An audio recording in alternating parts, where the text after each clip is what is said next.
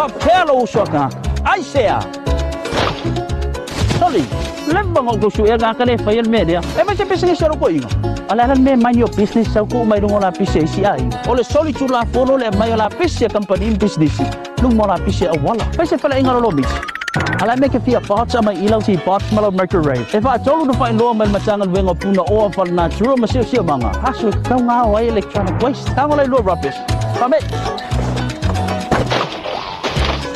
Are you serious? Ele coupe fai pisigisi ele com escavale ave kafainga. Kango yang mei. Get out of here. Samoa, chacho ngalului fa tasi ia fa chuma wina pea le matango fio Samoa.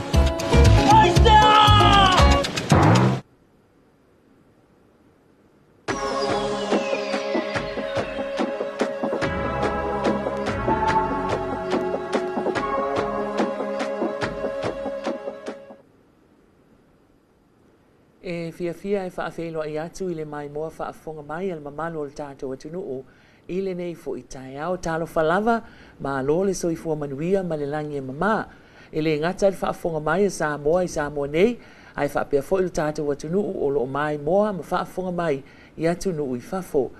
O lea ua awina atu a tātou whaasalaunga tu sa o mai le ala ata le TV iwa i le tae au nei ia awalawa lau mai mo mai tu sai fo i o tātou polkala me whanga solo. I le tai au nei o lea ua malo tia fo i le tātou potu whaasalau au tu o le TV iwa. Le ua mātou whaatasi atu masui o le matanga luenga o puna oa whaale nātura ma le sio manga.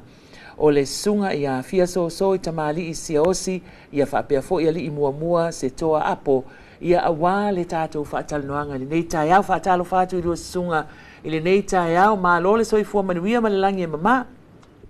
Ma lo le soifua manuia maui, whaatalo whaatu fo i lau sunga le fufonga o le tātou porkalame le nei tae au.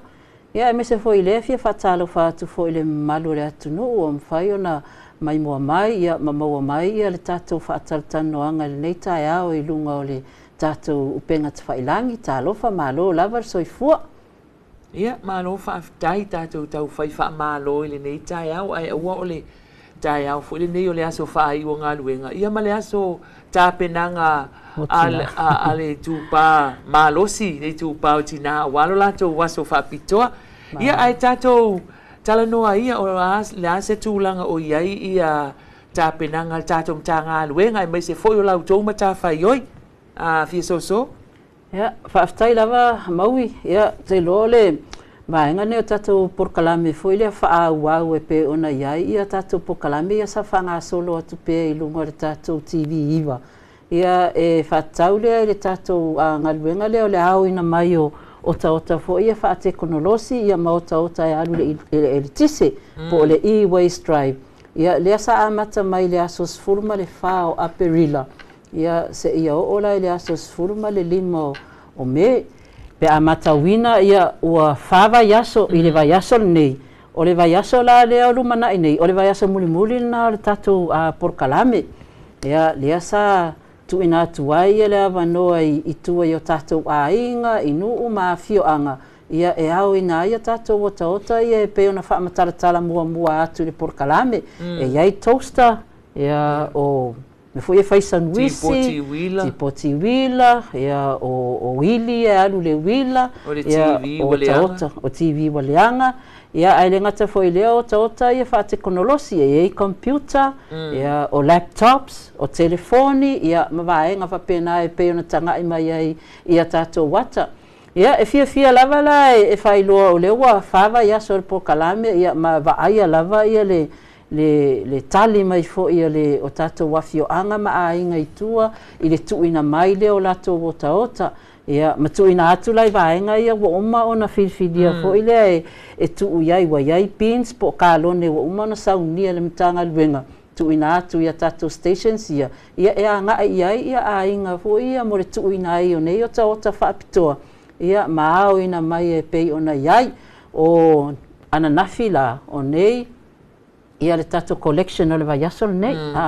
Ia o tae au loa la, o i o le vaiaso fou loa la, le vaiaso muli. E whaangata la i le aso sfuluma le 5 o me. O le aso sfulu 5 o me, pa ule le aso tofi. Nono winga la le aso tofi o le aso muli la, e uma loa la le aso tofi. Ia ona le to e ona whaangata lola ia leo le tatou porkalame ia mole au ina mai o taota. Pe ona sila fia o lea sa whaala wilo atua e le o talia ina ai le tatou porkalame lea ia tatou o taota fo ia la popoa e peo ea malulu ia o pusa aisa. Ai e iai ia le tatou porkalame le taua o le bulky waste collection. Lea au mai iai ia la pisi e taua o la pisi mamafa. Le masani ona whaasala lauina. Ia o le masina lao yuni. Ia lea e fuafua ina e au mai ia o inala e mawhai o na au ina mai ia tatou o taota ia e tuu i luma e pe o na masani ai e whaasala lau atuala e na mtanga luenga o te ilosa taimi saunoa ia li i mua e whaapupula atili ia le vaenga na ia ai o le whaafitai ia le tatou porkalame lea o le tatou e-waste ia e whaafitai ia tua ia le atu nuu ma a inga ma fiauma i latou uma lava e le ngata i lea ia o e kalesia fo ima autaravou ia na filifilia ia e tu atu iai ka lone ia malatou vaaia la le tu ina mai o tatou ota ia e pe ona iai ia le tatou porkalame le nei fava iaso ua maia. Ma lo whaafitai ma lie fo i le whaalongolongo atu le tūlanga o iai le whaangasolonga o tatou porkalame mai o se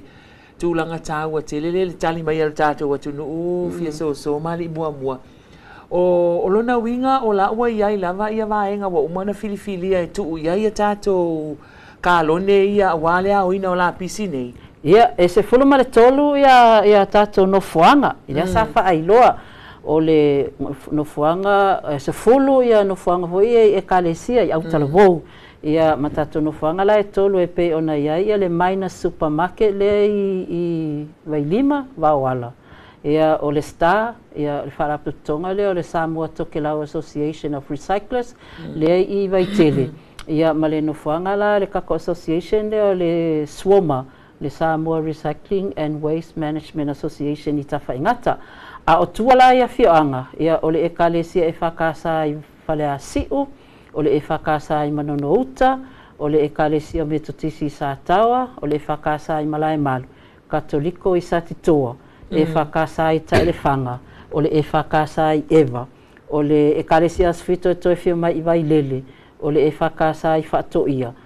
ma le e whakasa le Sinamonga. So o e kalesia la ia le walau, lea wa ia tato kalone ia sa tuna atu le pin la poa, ia whiololo ma le pin la ititi. Ia la foi la ua umana, na so taima whaamtalatala e le mtanga luenga ma autalavou sunga i whaawhiangainga o e kalesia ia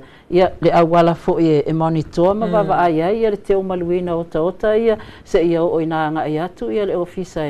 e whaitau ia ma record ia ma le tato kon karate lea e au ina mai ia mo le fuli whaafitai o le vaenga le Star, le Samoa Tokelau and Association of Recyclers o i lātou ia leo whaakone karateina ia mo le au ina mai o tatou ota ia matu ina atu fo ino fuanga o leo o uma o na pasia e whaaputu ai ia matapena i mo le avina atu i whafo o tatou ota ia mo se fio ota ia e taua ota mtautia hazardous waste e te le ia lona afianga fo i si o manga ia ai mai soifua malolo ino tangata o si o tatou atunu o le mafuanga lava na lai ona ngā luemtanga luenga ia ai le ngata i leo tatou poloketi ia e whaia ia le vaenga lea e ave ese mai ai o taota ia mai o tatou ainga. Nuna winga la fia so e tā ua lava le ave ese a whai o lai tumulo ufale le meo le TV leanga, poti leanga, toaster vaenga umai alu le ele tise e ta tau ona ave ese mai male fale a piona e tā ua e iai le afianga le soifua. Ia o lea lava, ia wa a whai o leo wale hanga, ia o te reiro la po le ale si mea au mai e nani tau umi ia ai e te leo na afianga e afia mai ai e le ngata o le pefu, ia a whaapio o lai whaaputu ma pai whafo, ia e ono tautu ufua ai namu, ia ai mesi o wha mai leo lo ngā luele atunu mo le wha mai na lea e pepesi o le teiki whiwa, ia o se vaenga la le tātou te ngā lulue whaatasi ai, ia ave ese mai,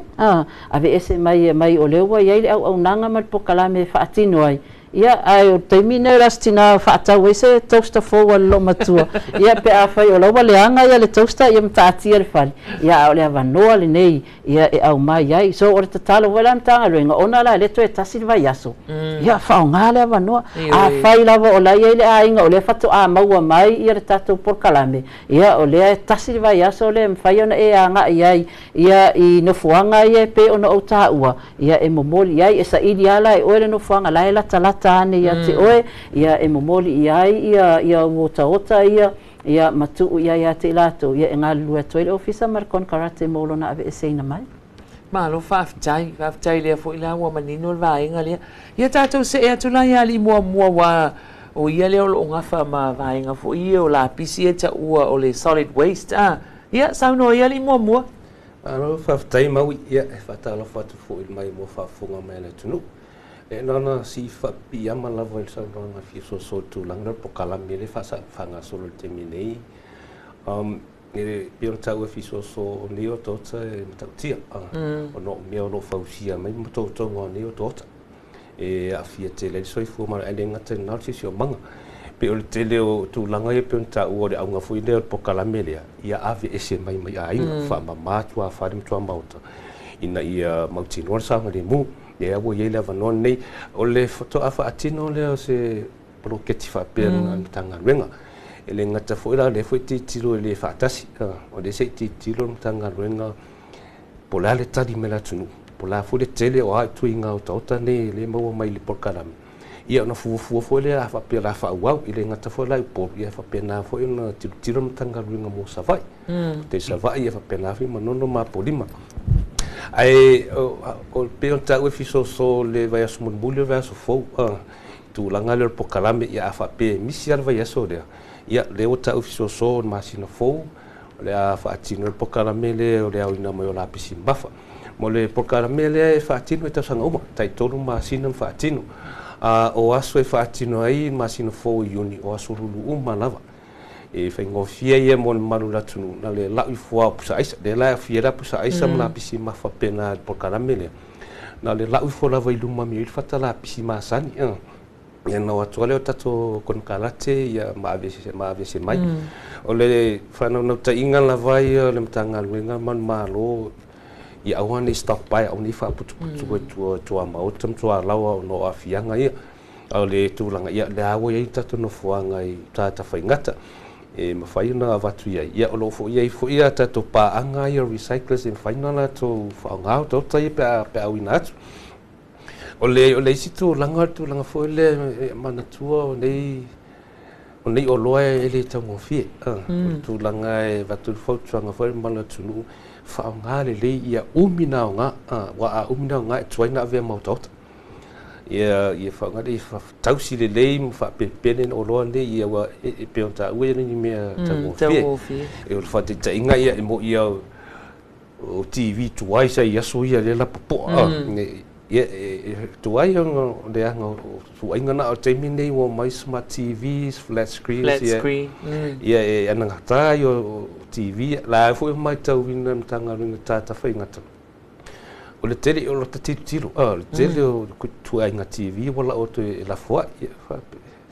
ai mau o tamata o le vai le tu no fa pena ta ina ia umina fa nga ia tuai na ave ma mautota ia o le situ langa mauvi o le whawhitau le o whea ngai pēr maula tunu atono e mon mawina. Le a ngai atu le tu sae i whapea fui le a ngai atu le tu sifu me tu langa i ta whaara. Pai o le o tōta fure le la whai. O le tu langa ia mai tau ino no tu langa le o le alua ta avare taxi po le pasi. Uman wha ngā tau mawha tongi whafu. Ia e peita ia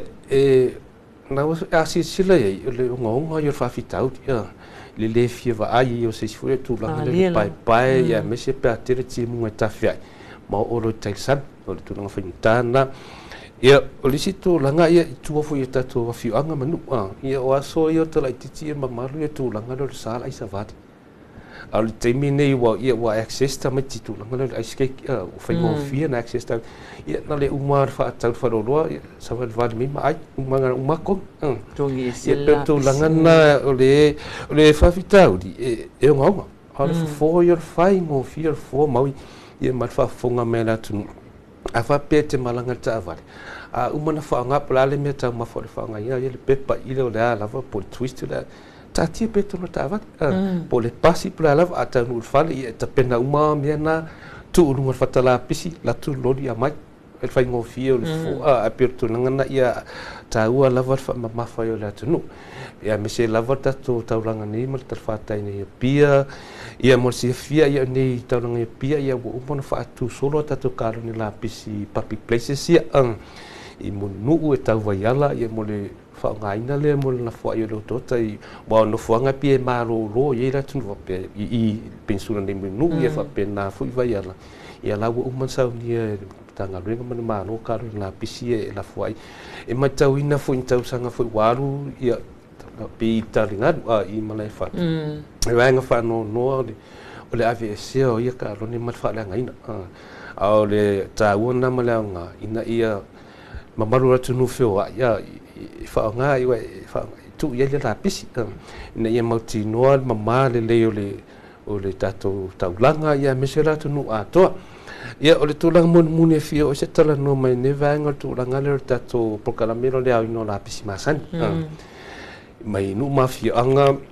ya ole morsi fia maui ole au nanga le ka vo mai por manono tai apodi matai fa pena vi savai olo ole sir fia mala tu se tai mun muliane fa ilo le wasu salo lawa mai tau le tu le yaso yo to ilodi e fa alua la val yaso na ina ya tota mai nu mafia anga tu lang fo le wa nga luele le mtanga luenga ina ia mata itu fatinonga con karate o le au nanga nei nanga tau ba pe sirfia maui o le tasini au nanga tanu mele covid wa vea mai social services mo le au nanga foi tu ina tu pe fa wa mo le tunu o le fatinonga le mtanga lengo fatino mata itu ina le performance at con karate ia o fa nga mato nga lu fa tasi mo le sky pacific mo le tulang fo le vehicle tracking system ala tu ya lo fa pi uma GPS lockers I lo di mani ya fa ingol temini ya mako lock in le system ya matero uma lava lo di me ala yai I nei porum sava ya o le tulang fo la manono ma podi ma ya bo ya kon kalate man va e ta amilo I tato motu laitia o mai le lunga le wafu le manono ta ia la fo le lo fo na o mano fa pi ele masini ne e lo en tanga lenga ia le tu langa le fa nga so lai o le sia nga le tu langa le te mi fo ile e vala au mai tonu le tunu pin fasia tunu fa pena ia fa na no matu to sia ki e lungo le system la le fa mau ni e fa pena fo le ma si singa tu e fa mau ni e ma silingi fo con kala te pa tu mai fasia le tunu ia nei au nanga mau e ta ua ia wa la vole ma o le tunu ia le ngata na ia puinga la vo so fu malo noi ma lo fa tai sa lo ta ua io vai nga io e sa lo ia li mo wai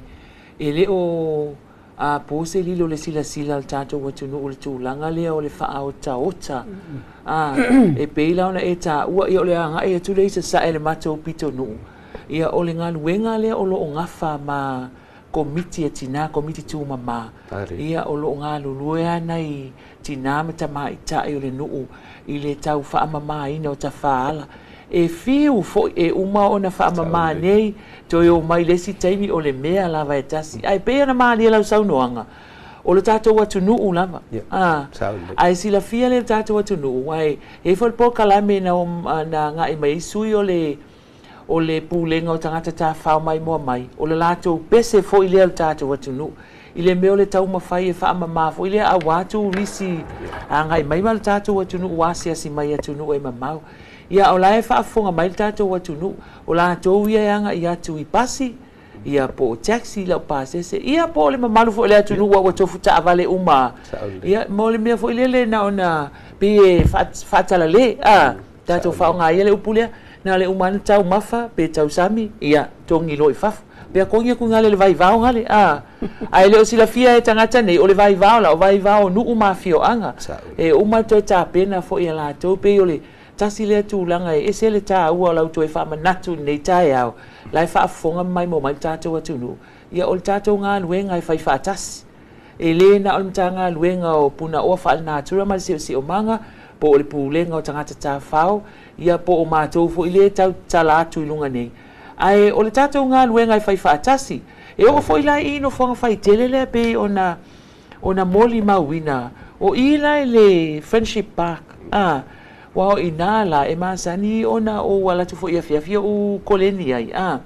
o te va ai fo le tūlanga le o lawa mana ta pena masau nia mo meo kalo ni la pisi fo ile e wai pe inala wanga e tole malo le atu uma tau se sami ai na malo lo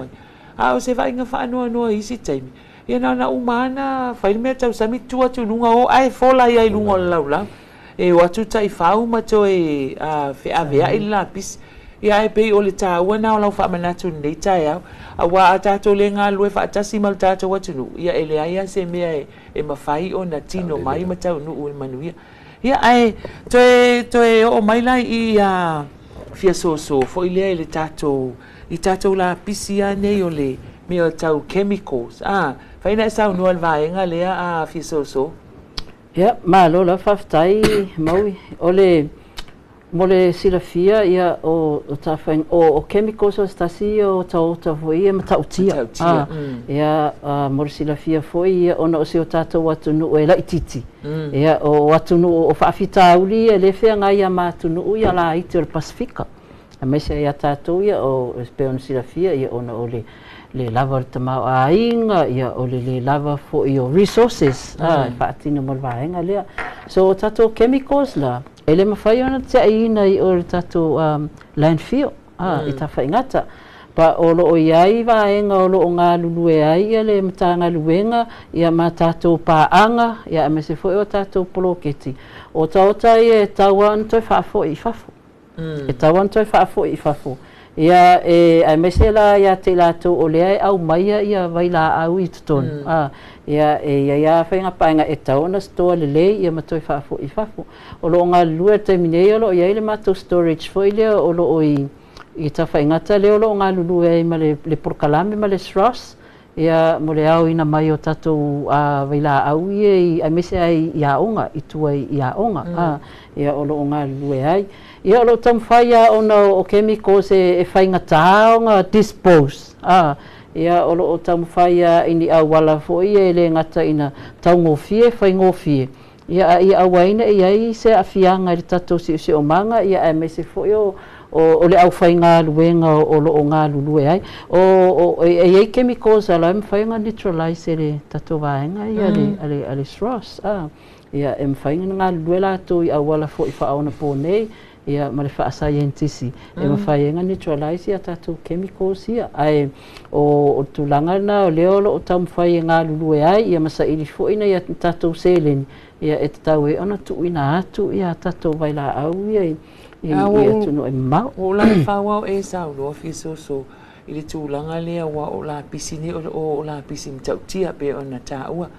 i inga la wai e whanga le vao ale toi ina ia e ave fanga ile vao le maumanga po o le vao fo ile le tinga ina nai tina e vele ia o le meo le faonga ina o masinita mea fo ile avatu vaila au fo ie faita nga mea ia male pusa fo ile le pauta ta mea e faina e sa no va enga le o fea tonu e nga ile atu no e ave ile la pisile ia ma no lava o le tele a mesela i tatou vaila au ia pesticides. Ia ona la vaila au ia le whaonga i tatou whaatoanga vai penga. Ia o lea ia le tatou quarantine. Ia le pesticide technical committee. Ia o latou ia lea o lo ngafa male au ina o tatou vaila au ia wa expire. Ia ma vaila au fo ia lea ia ona stoa foi la ia le tono le lato vaenga le o stoa ia manga lulu ai ia esa ilia i foi fana warto tu ina tu fa fo tato vaila au ia o te lore te lo vaila au ia pe o vaila au ia fa nga i tanga me tulo fa fonga la tulo me sinta me ia o vaila au la ia le te la fa nga ma pauta e fa nga uma ia o te reo mai lo ia po e ni vai la fo e fa nga na to toila ia le e no toi au mai ia a te le vai la ia fa nga uma o vai la fo ila ia mo sila fia te ro la wa ia vai nga fa pitoa o uma ona faia mo vai la au ia wa le ia to masingi ia ona fa nga le ma le vai ia la fo ia le drainage fo ia fa pitoa e drain ia le tu langa ia o tato chemical pa ole o tauta ia tau vai la au ona ia e ona ese uma ia i tu ainga vai la au o pesticides ia ole foi na faia fapitoa e mole le ole ina ia awane ia afia tele le tatu pala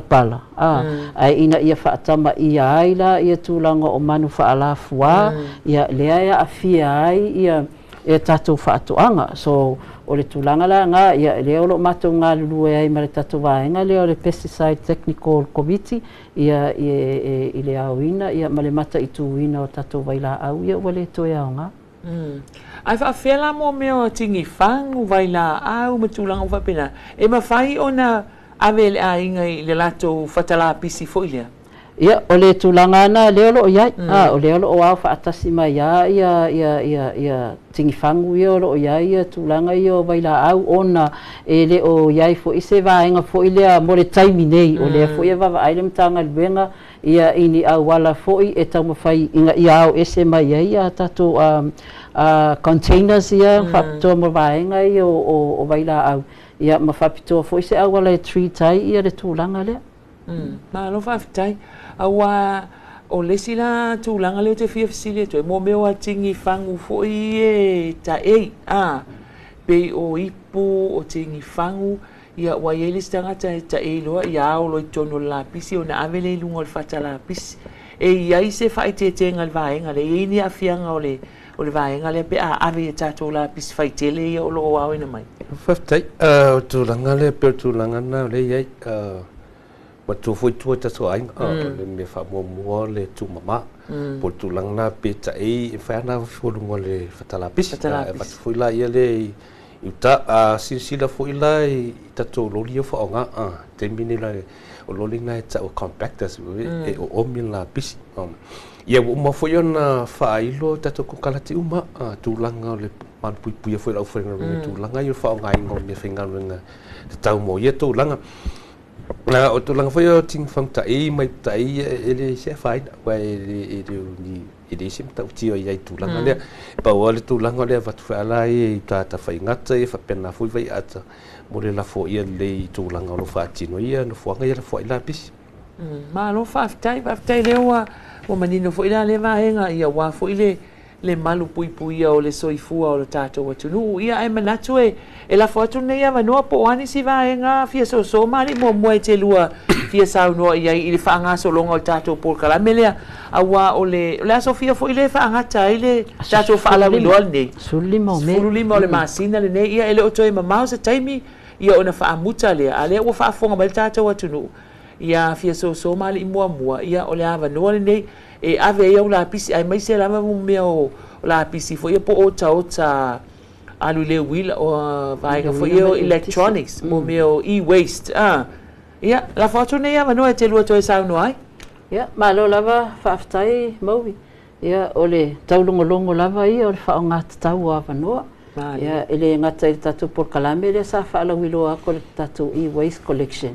ia ai le ngata fo ile o isi au nanga ia pe ona fa ilo atu ele sunga ia li mua o le taimi o le wa ia ona e mantua o ota ia le alu le wila ma o ota fa teknolosi ele o mafai ona hao ina mai ia tato ota ia ao collection fo ia ma sani le vai aso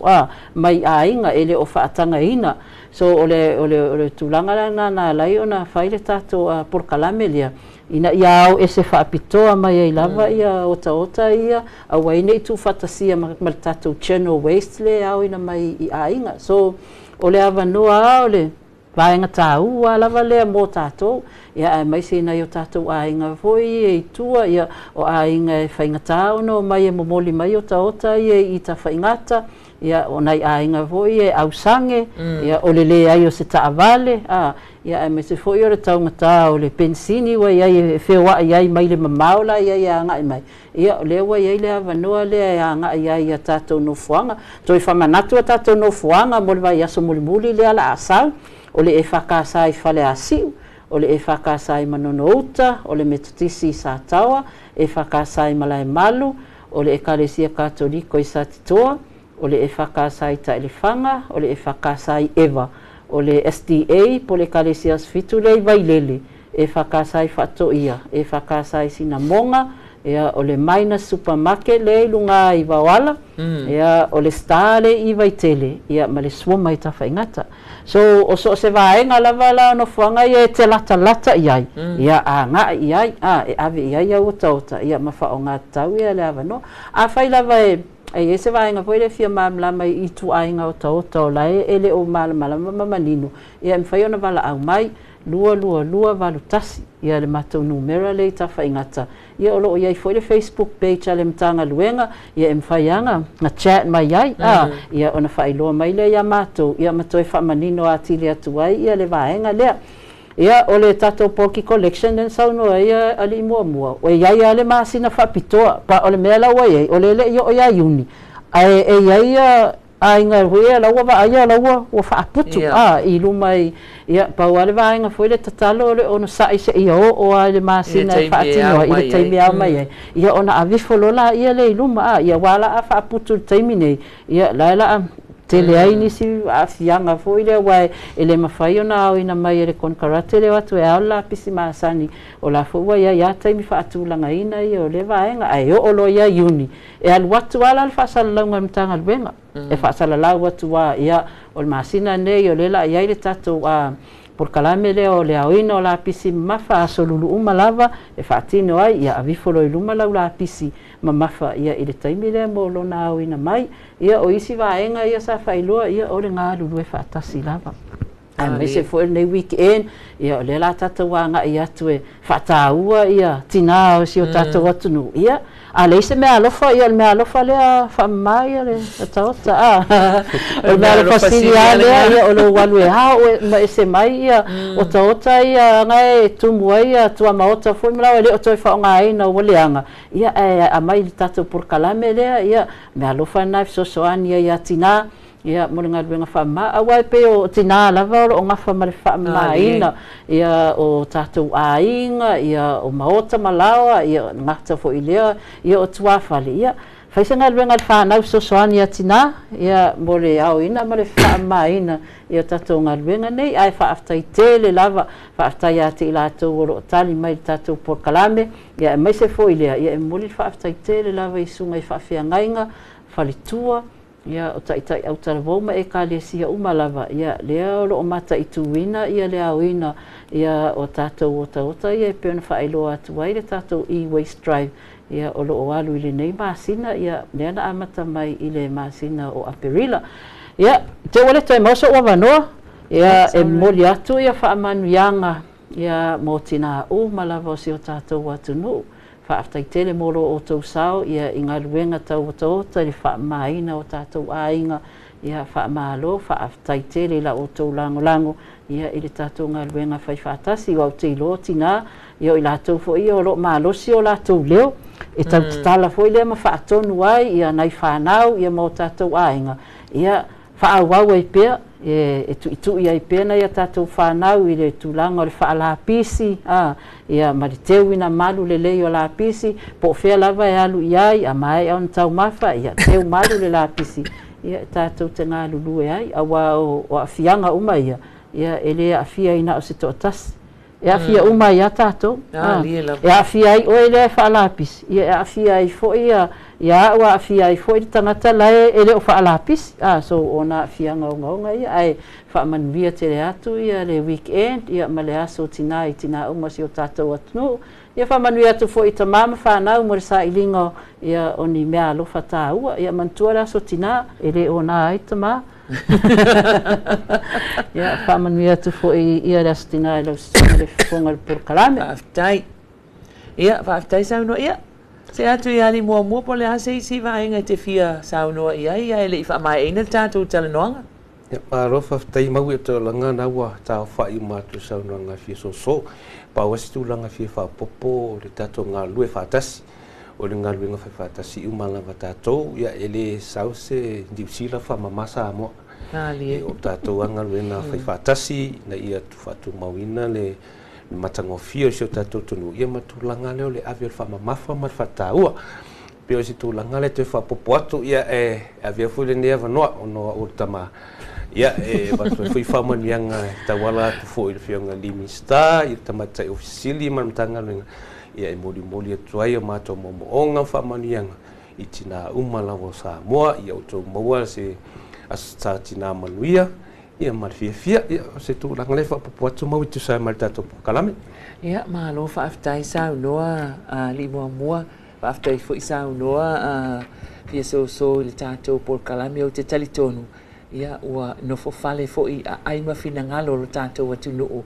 ia le tātou mata upu sa tau mawhai atu nei ia o le tau mawhai le ai pui lo tātou atu nuu mai a fianga o la pisi ese a fia ile soifua ia ai mai se foi o le whaamamao si o tātou atu nuu peo na maali ele sau noanga li mua ele sau se si mai se sia kungu whaamamalo tātou si o manga whaamamala vai tātou ma tātou ola masoifua malolo ina I lava tātou ia ai whaaftai tele lava mol tātou whelo inga nei tai au e avea fo ilale nei ava noa ia mo moli atu le whaamanuianga fia so ia manuia tele lava ia le alo atu le whaamanatuina o le aso sa o tina le nei va iaso ia maua se aso sa fia ma le manuia ia avea fo ilo leo e whai ma fonga tau moli o le afionga I le minsta whaapea fo I le afionga le tamai taipule o le mtanga luenga of so tainga ia ai maise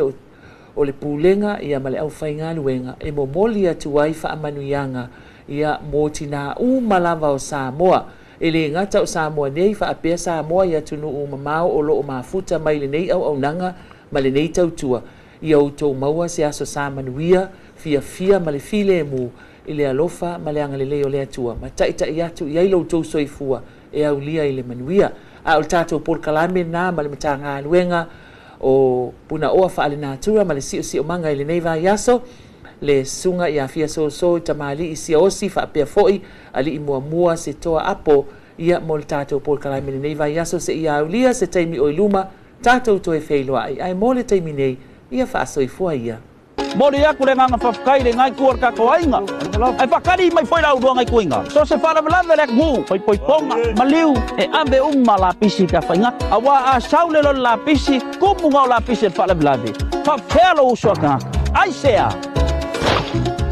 Soli, lemba ngau kusu e ngaka le whai el media. E mai se pisi ngisaro kuinga. Alalan me mai o business sau ku mai rungo la pisi si ai. Ole soli tu la fono le mai o la pisi company business. Lung mo la pisi awala. Pai se fala ingaro lo bich.